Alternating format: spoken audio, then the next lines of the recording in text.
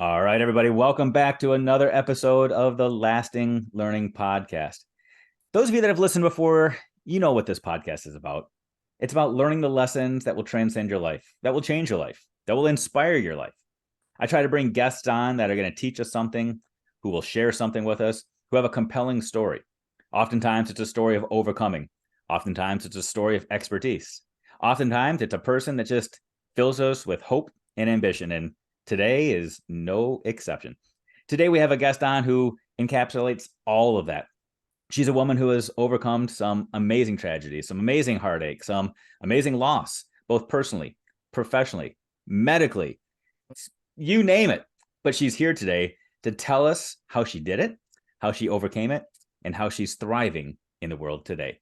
Today, we've got Cindy Gersch joining us, and she is just going to fill you with wisdom and knowledge to keep you moving. Cindy, thank you so much for being here. Thank you, Dave. Well, I love that introduction. I'm gonna do my best. You like pumped me up, so I'm like, oh, I hope I can fill them with knowledge. sorry. I'll rewind because you're supposed to undersell and over deliver. All right, ladies and gentlemen, today we've got Cindy on. Whatever, Cindy, just tell us who you are, where you're from, whatever. Ready. No, Cindy, I am super grateful to have you on today to fill us with knowledge and to share a little bit about your story. Mm-hmm. So to set the stage for people, your story is one that's been about 2 decades in the making. Well, we could go all the way back to childhood if we had a leather couch and asked you to lay on it and just tell us all about your childhood, but we're not going to go there. Your adult story, though, began 2 decades ago with career change and aspirational changes and relational changes. So, Cindy, can you unpack some of that for us? Let us know who you are and what brought you here today. Yeah, absolutely. So thank you, Dave. Of course, I'm so excited to be here. So glad to be here. I really appreciate you asking me to be on. Yes. So my life has sort of been, it's been a roller coaster. I say that it's been ups and downs. I feel like it's been interesting to say the least. And yeah, I mean, I graduated from college with a degree in journalism. So my first sort of real job was that I was a reporter at a small CBS affiliate up in upstate New York. Northern New York actually was so cold. In Watertown, New York, if anyone knows where that is, it's like right on the border of Canada, and it gets cold and snows a lot. And I'm from Buffalo. And so for me to say that, and I loved that. That was always sort of my dream, was to be an entertainment reporter. I'd planned on doing that. I was going to start out in Watertown and just kind of move on. And, this is going to sort of tell you how old I am, but I was the military reporter. So Fort Drum is up there, which is one of the largest Army posts in the country. They're actually the most deployed division out of the entire Army. And so when I was there, 9/11 happened. And I remember it very vividly, as everyone does. And as the military reporter, my job was to go to Fort Drum, spend the day on Fort Drum, talk to the garrison commander, talk to soldiers, see what's happening. Initially, they were, of course, on lockdown, but we knew that they were activated as soon as that second plane hit the tower. And so all day I was doing sort of live shots, interviewing people, doing all the things. And at about 5 minutes to 6, literally before I was live in front of hundreds of thousands of people, my sister called me and said, Eric is missing. And our friend Eric, who we went, this was right after I had left Rochester. So were very good friends with him in Rochester. He actually dated one of my best friends and just spent a lot of time with him. And she was like, they can't find Eric. Eric was a good friend of ours. He had moved to New York in June of 2001, so just a few months before, actually to pursue a modeling gig. And he knew he needed to make money. So he got a job at Cantor Fitzgerald. And as we know, what happened essentially with all the employees with Cantor Fitzgerald, Eric lost his life, unfortunately, on 9/11. And I got that call 5 minutes before I went live, and I was upset. I mean, I think the whole day sort of collapsed on me. And I started crying. And my field director, producer was like, get your stuff together. You're live, at 6. And he was like yelling at me. And I just remember after doing that live shot, like, I'm not sure reporting is for me anymore if I can't sort of show my emotions. And then I realized it really wasn't, when the first troops started to deploy and the first casualties started happening. And my news director asking me to go ask a military spouse how she feels. Well, how do you think she feels? She just lost her husband. So I quit. I couldn't do it anymore. And I got into the marketing world, which is where I've been for over 20 years and now, own my own business. So I love marketing. I love PR, but that's kind of how I've gotten professionally where I am, corporate jobs in between and everything. But Yeah, I want to unpack the professional piece real quick, because it is this interesting transition that took place. You were a reporter, which is in essence marketing the news, right? You're out there exactly. trying to find the story, to build the story, to broadcast the story, to try to get people to continue to come back to buy into the product of the news. Yep. You said it got too hard when you were asked to go tell these heartbreaking stories where on the surface the world already knows how these people are feeling, and now it's almost like you almost feel like you're exploiting somebody to for somebody else's advantage. Million And percent. then you went into your own business, or you went into other businesses of marketing and PR. A very blunt question is, what's the difference? What's the difference between taking somebody else's story and using it for the greater good of the news, and then taking somebody else's story and using it to drive the economy of a business? Yeah, no, that's a great question. And so, one of the things that I wear my emotions on my sleeve, and that was a very hard thing for me to get through, was those deployments and everything. So the difference, at least for me, is my marketing career. And you're right, you're trying to sell something. For me, it was working with two multi-billion-dollar developers who did privatized housing for military families. And so, the military for decades lived in these concrete boxes essentially. And they were, the DoD was recognizing that they were losing, their retention was going down the drain, figured out that housing had a big part to do with that. So they brought in all of these private developers to kind of build new housing, rehab the housing that was there, make these community centers. And it actually was I loved doing that because, yeah, obviously I'm making money for this developer. And some people would even say, like, oh, you're exploiting military members, right? Because that's where your pay is coming from. They forfeit their basic allowance for housing, their BAH, to move into this privatized housing. So we take all of their BAH. So yeah, people would be like, oh, now you're just making money off these soldiers' families and all the things. However, it's very different. And this is the whole thing about marketing, is you have to learn to tell people things in sort of a different way, right? So for those naysayers who are like, oh, you're making all these millions of dollars off of military families. Yeah. However, we're also, increasing retention, readiness, and recruitment. Those were the three reasons why privatized housing came to fruition. We were giving military families what they were due. So we were making money off them. However, we were giving them this much better lifestyle. So when soldiers or airmen or Marines or sailors deployed, they knew that their families back home were being taken care of, right? From a maintenance point of view, from a community point of view, because they were surrounded by other military members who were going through the same thing as they were. So for me, it was a little bit easier from a marketing point of view to sort of sell that story, to tell that story. And it's still a feel-good story. However, a huge part of my job was crisis communications, a huge part, still to this day. And I get hired all the time for crises. I mean, I say that in my 20 years of crisis communications, and I will tell you, being a reporter is the reason why I'm so good at crises. And I've covered everything. I've covered murders, suicides, horrible fires, deployments, people, soldiers coming home and losing family members, environmental issues, like everything that you can possibly imagine and more. I've covered from a crisis point of view. That to me is more like PR, being a reporter. It's interesting, right? And now you're bringing up PR, which I think is a big part of this as well. And I think it also transcends a little bit into your personal life. And if we can take that shift, Yep. and I'm going to try to connect all these dots for the people that are listening. So in the professional end, you talked about the emotional turmoil that you were going through and having to overcome. So you had to look for another way to embrace your passions and your skill set and say, how can I still do something with the knowledge that I have that's going to help the greater good, but not necessarily impact me in such a central way to your core, right? Where you Yep. felt like you were exploiting others. So you transitioned and you found some success there.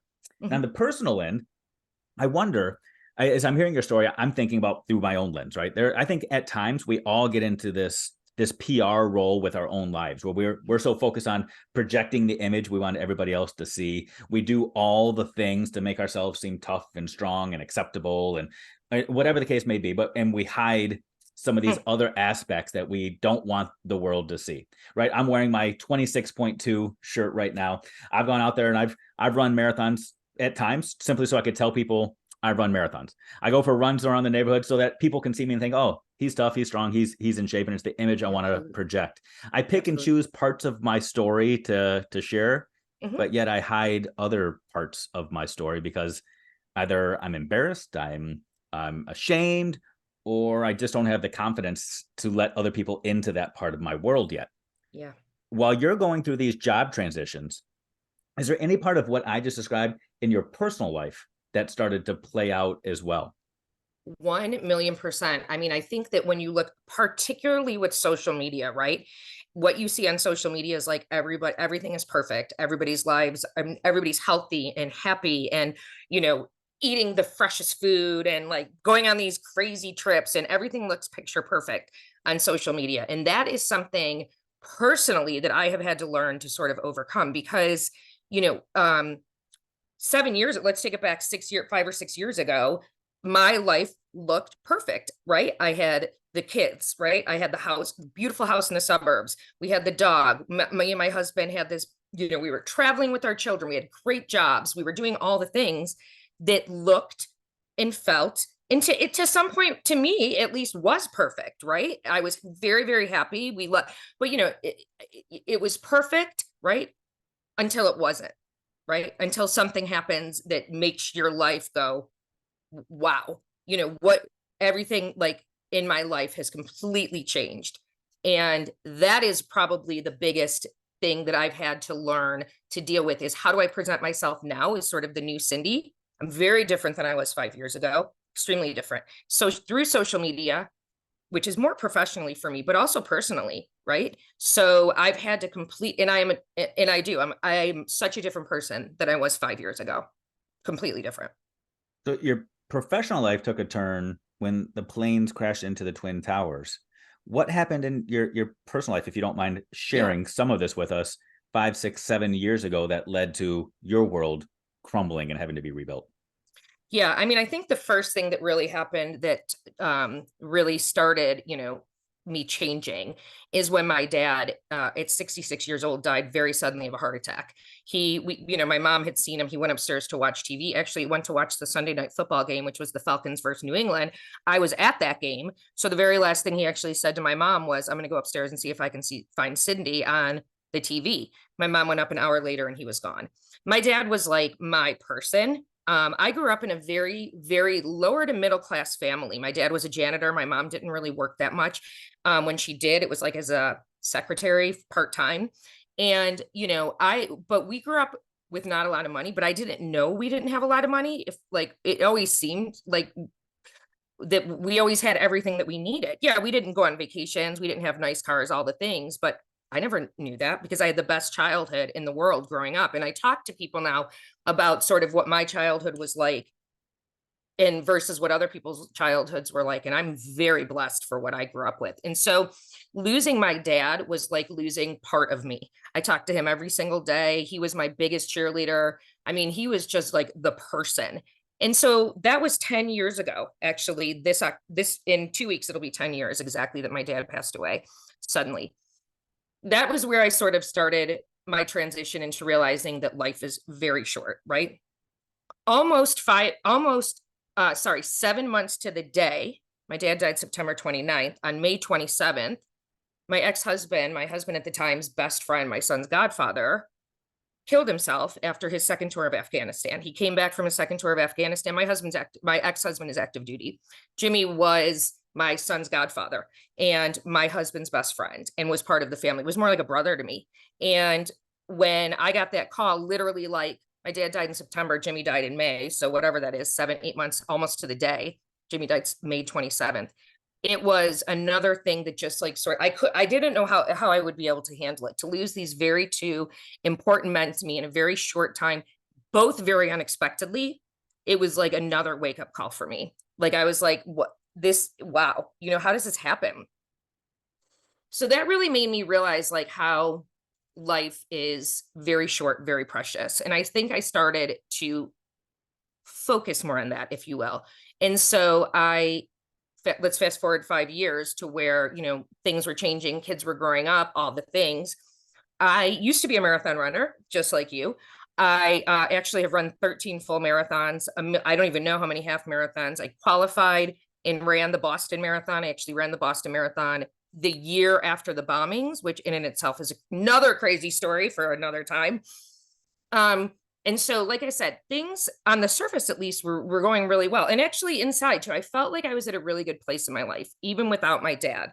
I had learned to sort of deal with my new normal, if you will, without my dad. And that was a huge adjustment, like I said. But, in July of 2018, 5 years ago, I had run a half marathon. And because that's what I would do. You would just be like, yeah. I mean, 13 miles for me was like a training run for me. And I ran the half marathon, and the very next day I was in the emergency room thinking I was having a stroke. Mind you, I was, 43 years old, extremely active, running 70 miles a week, I'm a vegetarian, eating, good foods, not really drinking, like, of course, socially drinking, but doing all the things that you're supposed to do. And so to be rushed to the emergency room thinking you're having a stroke, it was very, very scary. And so the good news is, I remember the emergency room doctor coming in and saying, the good news is you didn't have a stroke. The bad news is we think you have this super rare disease, but we've never really seen it here before. So we're going to send your scans off to another hospital in Atlanta, Emory, which is a wonderful hospital. And we're going to have them look at it. Make an appointment with Emory, but we're 90% sure you don't have this disease. 90%. We're going to send it off as just to make sure, cover all of our bases. So I went on living my life because I was like, okay, the doctor said I don't have this disease. I Googled it and I was like, yeah, I don't have this disease because this disease is horrible. And I've been running marathons and I'm healthy and I have 2 young kids and I'm all the things. And in October, actually 5 years and 5 days exactly after my dad died, I was told I have this super rare disease called fibromuscular dysplasia, which is a horrible, chronic, scary, painful, all the things, rare disease. And that truly was what flipped my life completely upside down, 1,000,000%. You talk about this super rare disease, and I've heard you say before it impacts 2% of the population, which ironically 2% of the population still equates to 140 million people, which is a whole right other when you look at it like that, right? Yeah, but it's rare. Like, most of us don't know anybody that's experiencing this or that's struggling with this, and the chronic nature of this. When you found out that you had this disease, did it put you right back in that place that you were when you found out that your dad passed away, or your kid's godfather, where mortality seemed so real, and you snapped into, I have to live for right now, as opposed to I have to plan everything out? Yeah. So you would think that I would take sort of, the live for right now approach based on what I had gone through. However, it was such a big shock to me and shock to my system, that I didn't. I mean, I take that back. For the beginning of time, for the first maybe 5 months, I did. I said, okay, I'm going to continue working out because I was told, hey, you can work out. You just have to definitely cannot run marathons. No way. Definitely cannot even run a half marathon because my disease affects the artery system, right? So all of my arteries are extremely weak, and 4 parts of my carotid, renal, iliac, and vertebral arteries are actually misshaped. So they look kind of like a bead of pearl. So they go thin and thick, which makes me at very high risk for dissections, for strokes, for heart attacks, and for brain aneurysms, which I actually have 2 brain aneurysms. And so in October, when I was diagnosed, it was like I took maybe 3 days and mourned it. But my husband, my ex-husband now at the time, was deploying for a year. I got diagnosed in October. We knew he would leave sometime January 2014 at the beginning of the year. We didn't know when. So while I was focused on my own sort of disease, I was more focused on dealing with the fact that my husband was going overseas for a year to who knows what's going to happen to him, especially with what took place with Jimmy. My husband is a pilot. You hear about Blackhawks down all the time. So for me, those first few months were really more focused on, I have this disease. I'm stable right now. I'm going to just trek on and worry about my husband, who is deployed or deploying, about to deploy. And that was where my focus was. However, that all completely changed almost immediately after he left. He left in March of 2014. And about maybe 6 weeks later is when they told me that my I had these 2 brain aneurysms. So after that, I was like, that was like the real dose of reality. And he was gone. My best friend at the time, my support system, my everything was gone, as I'm being told I have 2 brain aneurysms, albeit they're small, thank God. However, you hear you have 2 brain aneurysms, what are you going to think? Like, I'm dead. I'm gone. This is it. I'm gone. And that was really when things in my life started to kind of collapse, fully collapse, was when I was told I had the 2 brain aneurysms. Everything, it was like a domino effect of all the things that happened right after. And I did it all by myself without my husband was deployed, which made it even worse for me. Yeah. So many external things are impacting you. Yep. So many things that you seemingly don't have control over. And now the one thing that you do have control over, your own life, it feels like nothing is gaining traction there either. And it's misstep after misstep, or wrong move after wrong move, or whatever the case may be. And you say your world started to collapse around you. By your world, you're talking relationships, friendships, jobs. What is your world that's collapsing? Everything that you mentioned and more. So when I was diagnosed in October of 2013, I had a ton of people that were like, support right here in Atlanta. They were like, we're going to be there for you, all the things. I threw my husband a going away deployment party in January of 2014. We had 350 people at it. 350. And they were all like, we're going to do this meal train for you. We're going to do blah, blah, all the things, all the things. And so when Kevin left, I felt like I had this big support system. I really did. And slowly but surely, people started leaving, walking out of my life, ghosting me, if you will. And I have no idea why. They just stopped calling. They just stopped texting. Never told me why, just left. And we're talking friendships that I had had since middle school, 30 plus years, gone without telling me why. And, I remember I was actually doing another interview, and the interviewee asked me, like, if you could say something to these people who just left. And we're talking 350 people that were at the deployment party. I've got, a handful maybe. What would you say to them? And I said, I would just ask them why. Like, why did you ghost me? Like, when I needed you at the biggest, most harshest time in my life, what happened? Come to find out that this happens to about 90% of people who have chronic illnesses. People walk out on them. And that was what was going on with me. So I got told I have 2 brain aneurysms. Almost immediately, I felt like people were ghosting me. I had no friends. I had nobody. And then I was told that my disease had spread to my iliacs because I was having horrible leg pain, couldn't run. So that was my therapy, as a runner, which was everything to me, my physical, my mental, everything. To have that cut out of my life was almost harder than losing friends. And it's very hard for people to understand that unless you're a runner, unless you run marathons, I had these huge plans to like run all of the world major marathons. I had run the 3 in the United States. I was going to run the other 3 overseas. So to be told that I could no longer put my running shoes on and run it's not that I no longer could, it's that my body wouldn't let me because of my legs. Physically, they wouldn't let me. And so then the chronic pains, sorry, go ahead. I was going to say, it's not even necessarily the physical piece. A lot of it would be the emotional piece where it's your dreams, it's your goals, it's your aspirations have just been taken away. You running probably became your new best friend. It was the place where you could go have conversations with yourself, right? Where you could feel the pain, you could feel the frustration, but you could talk yourself out of it. For some people, it's the equivalent of sitting down and just watching Netflix at night. Imagine if you no longer could watch TV, if Netflix was gone from your scrolling your social media feed, wherever it is that you go to get into your own head and to plan, to dream, to distract yourself, that got stripped away from you at the same time that your physical relationships had been stripped away. So now you're just completely isolated and in your own little bubble. I mean, when my dad died, the next morning, I found out at 11:30 at night. Like I said, I was at the Falcons game. The very next morning, when I got home to Buffalo, the first thing I did was run 14 miles, right? That was my very first thought, was I need to go clear my head. Like, I have to go run. That was gone. I didn't have that. I didn't have that support that you said. And so my husband's gone. I'm told I have 2 brain aneurysms. Friends are leaving. Now I can't run. And oh, by the way, I lose my corporate job that I had had for 7 years, right? So I came back from short-term disability. I actually had to have, in between all of this, major abdominal surgery that was unexpected. So I had to take some short-term disability from that, on top of still dealing with my FMD. And I left for disability. I came back on a Monday. That Wednesday, I lost my job.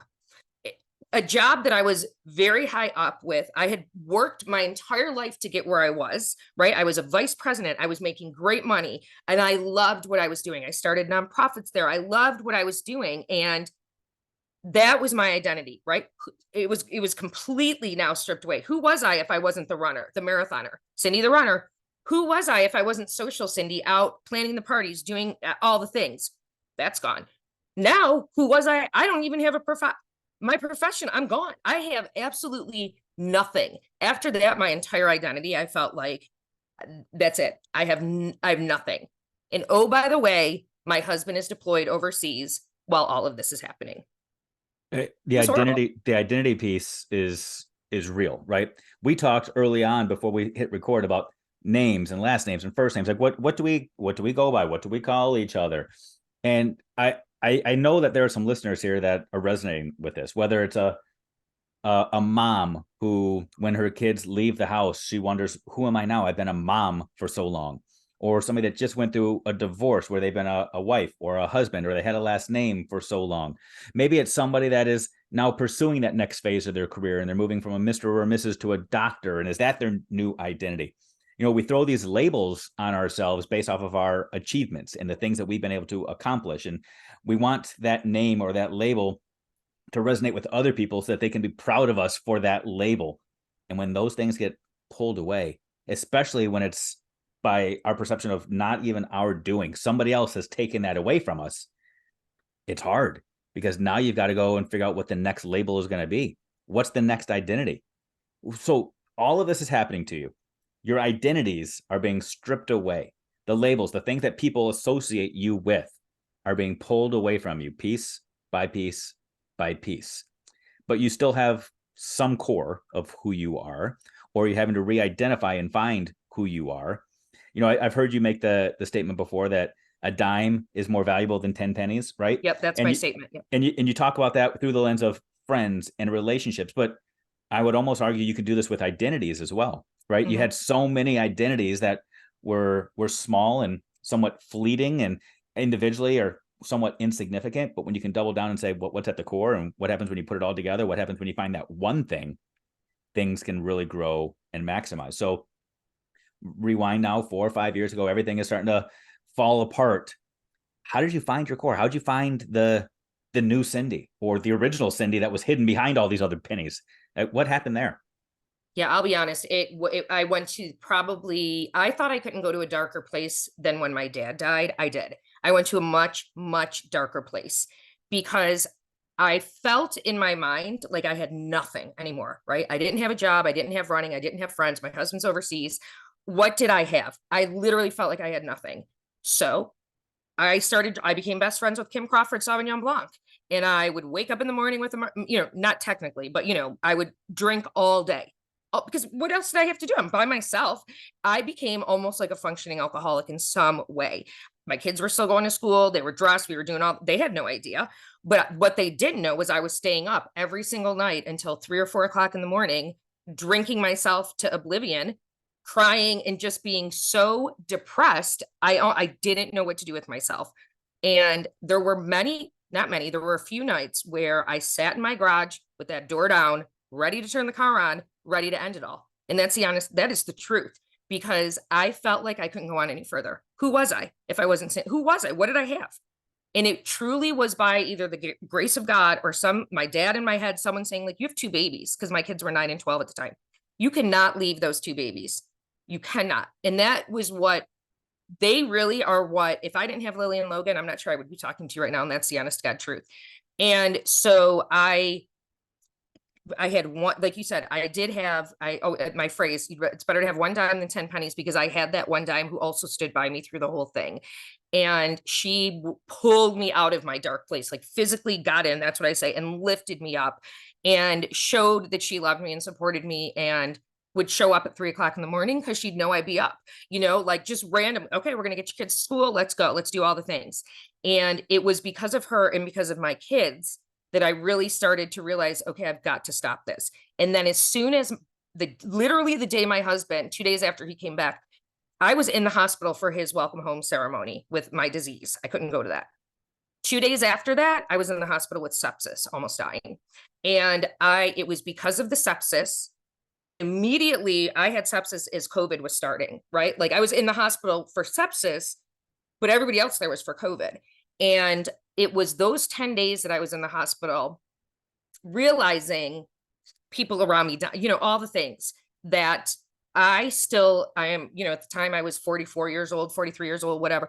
I still have a lot of life to live. And it's time for me to stop what I'm doing, turn it around, and figure out how to make what I have work, how to make the new Cindy work. And that's what I did. And I literally started journaling. I started manifesting, meditating, all the things. And I was a sick sort of diseased person. Now I consider myself like I'm a healthy person who has a disease, right? Because back then I was killing myself. Now I don't even, I don't drink at all. I'm doing like different things to make sure I'm mentally there. And I tell people that if I didn't get to that place, it's taken a lot of time. Like it was only a year ago I told my story for the first time to get where I am, but I'm in such a better place right now. Like I own my own business, and to your point, my husband of 17 years on Christmas Day that just went by wrote me in a Christmas card, that he wants a divorce. That's how he told me he wanted a divorce. My husband of 17 years, military husband. I stayed with him through his deployment, did all the things. So now you're adding another layer to this of, if you will, like what all the things that FMD took away from me, because he told me I'm not empathetic enough to be your spouse anymore. I don't have the empathy that you need. Those were his exact words. So clearly it was FMD that took my husband away, my disease. If he had divorced me 3 years ago, I'm not sure I would have been able to handle it. Now I'm learning to embrace the fact that I'm now single. I'm a single mom, and I'm kind of kicking butt at it. And so like that wouldn't have happened 3 years ago. And now you're at the place where you are rebranding yourself, right? You're finding your new identity and sharing it with the world, saying, Yep. this is me, this is what I stand for, and this is what I can do. Look Yep. at who I was, look at who I Yep. am now, Mm-hmm. and know the new me, which Absolutely. now that your personal life is bleeding over into that professional life, right? And Mm-hmm. I love that, taking who you are as a person and saying, yeah, it happened. Let's Yep. go. Let's figure out how I can use this now to my advantage and your advantage. Yep. And so strategic branding is really like what you're all about in all aspects of your life now, right? Yeah, exactly. I felt like after I got home from the hospital with sepsis, not one of the first things I did, but very soon after that, I planned a trip to Africa, a 3-week trip to Africa with my girlfriend, the one girlfriend who stood by me. And spending those 3 weeks in Africa also changed me dramatically. And since then, I have been to Israel and Jordan and other places around the world. Israel also had a huge impact on me that helped me get to where I am today. So who have I rebranded myself as? Yeah, like now I'm an award-winning businesswoman, right? I'm a world traveler, which I couldn't be before. I travel, like I said, I just bought a ticket last week to Rome, spur of the moment, because it was on sale. So I'm like, sure, let's do it, which I wouldn't have been able to do if I didn't have a successful business. And so, I am now a single mom, right? I'm a world traveler. I'm a very good friend. Like if you're in my circle now, which is very, very small, like you're like part of my family, right? Realistically, you're part of my family. And, I'm a business owner. And also I'm a pretty big philanthropist as well, if I do say so. I give back a ton. I've started 3 nonprofits. And so that's who I am. That's what I do. And I'm super proud of, 48 years old. Did I think I'd be rebranding myself? Absolutely not. Like not even, I thought by now, like I'd be looking down the road to retirement and like, checking those boxes. Now I literally appreciate and I love every day, even those horrible, hard days, even those days where I can't get out of bed because I'm in so much pain and my kids, have to make their own dinners or whatever. And I don't feel like I'm being a good mom. I get over that quickly. I take the time to mourn the old Cindy still, of course. Who was that Cindy? She was 47 years of the old Cindy. I still have times where I mourn her, but as long as the good times, overshadow the bad times, then something's going right. You're doing okay. There you go. You were a victim for a long time, and now you're just a badass out there killing it. And Okay. that's so good to Yes. see. I love it. I love it. I love it. Thank And you. so where do you go from here? Yeah. So, like you said, sort of transition, the bringing the personal over into the professional life, which is what I'm doing right now. I am doing podcasts about speaking. I've actually have written a book, and I'm actually writing a much bigger book about the experiences that I've had.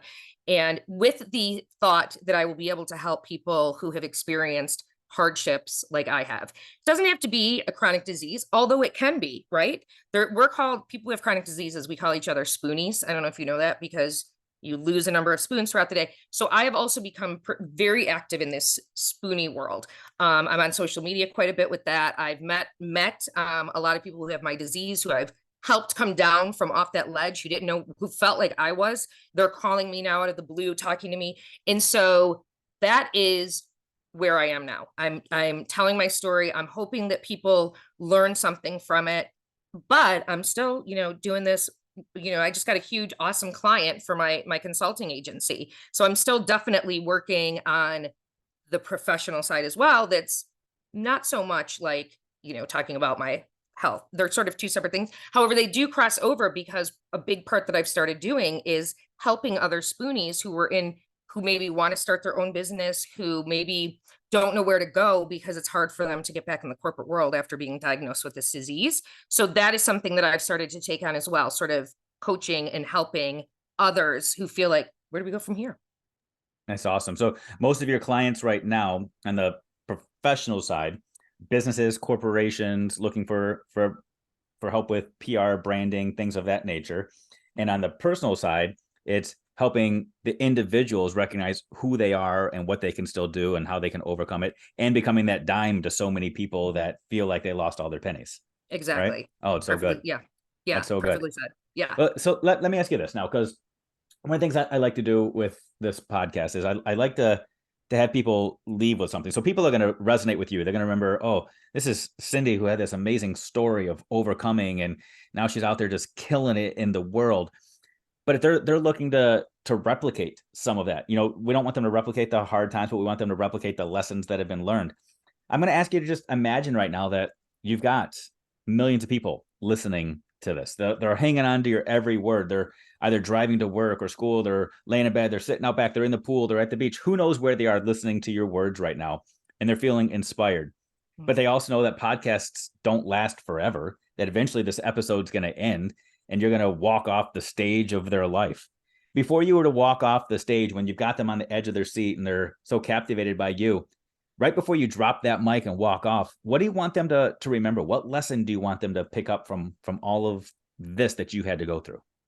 There's actually a couple. One of them is, all you need really is one person, right? So if you have one person on your side, you can get through anything. And that one person can be, it doesn't have to be a family member. It can be a colleague that you work with. It can be a workout buddy. It can be someone online, right? Like you said, like that support system. This is how I know all the other FMDers, is because of the support. You do need one dime. And then the other thing I like to tell people though is that give yourself like some grace, right? Like I said before, I still mourn the old Cindy, because that was still part of who I am. As long as it doesn't like take over your whole life. Yeah, it's okay. Like you said, I sit many a nights in my bed and watch trash TV on Netflix and eat chocolate or ice cream, knowing that tomorrow it's going to be okay. I'm going to wake up, I'm going to meditate, I'm going to journal, and things are going to be okay for me. And so I think that that's, find your one person, find your dime, right? Give yourself some grace, right? And the other important thing I would say is, like, if you can journal or meditate, like that's helped me tremendously. So those would be the main things that I would say to people, I think, that have been the biggest reason that I have become the person who I am. It's so good. So good. And so if people are looking to have you become a dime in their life, if they're a business looking for some help with marketing or branding, I know you've got your website, which is listed in the show notes here. It's cindygersch.com. I'll have it all spelled out so they can just click on the link. But some of us are just lazy and like for people to say it out loud, because scrolling to the bottom of an episode and clicking the link, I mean, it takes so much effort and energy. I know. Yeah, believe me. How else can people get in touch with you, or is that the best way that for them to find you? I'm actually really active on social media. So and all of my names are the same, which is 716 girl in ATL, 716 Buffalo. I'm now living in Atlanta. It makes sense. So you can find me on Instagram, YouTube, TikTok, all the things. I'm pretty active on, because I feel like this is where I meet a lot of my dimes, if you will, is other people throughout the world that I never would have met if it weren't for social media. That's awesome. Well, in the sports world, they talk about amazing athletes that can throw a dime, and you threw some dimes today. So I appreciate you. I've got you in my contact list now, so I'm guessing that means we're friends and family and Of dimes or course, whatever all now. the So things, feel all the feel things. free to hit me up if I can ever help you with anything, and I'm going Thank to you. make sure that I do the same. You Absolutely. are an inspiration. I appreciate you giving up so much of your valuable time just to help inspire me. Your story resonates with me in some very, very real ways, and I know it does with some of the listeners. So, listeners, if you were inspired by this, share this. Go out there and give it the thumbs up and the stars and all the things. Make sure other people can find this episode, because you never know the impact it's going to make in them. Be a dime to somebody today and share this story. Thank you.